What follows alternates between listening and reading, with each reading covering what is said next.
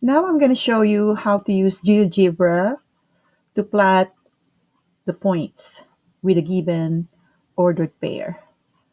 So when I click this link, it will direct you to the Geogebra application. This is an application where you can graph. As you can see, there is a point already plotted with coordinates 2 and 3. Now, let's enter another ordered pair. Let's say I have 3 comma 4. Make sure you have parentheses. But sometimes when you put two numbers there with a comma, it's automatically entered as an ordered pair. So when you click the point that's being plotted on the coordinate plane, you will see it will be labeled automatically. Now, if you want to clear your entries, you can click this hamburger icon and then you can clear all. All right. So then you just save it that you clear it. So let me see, clear all.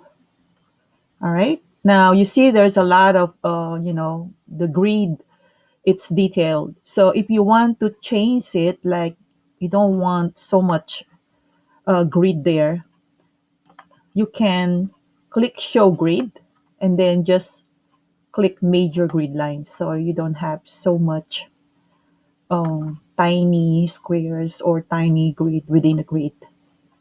All right. So that's how you are going to uh, plot the points with given ordered pair.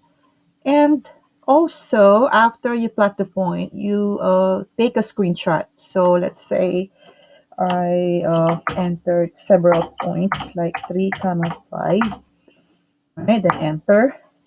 Then 2 comma 7. Enter. And then you take a screenshot. So if you have the snipping tool, you can take a screenshot of your.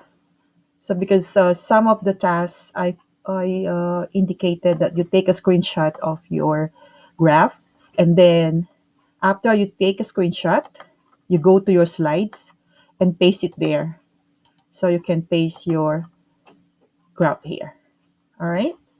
So I hope you'll be able to do this, but I think you can do this.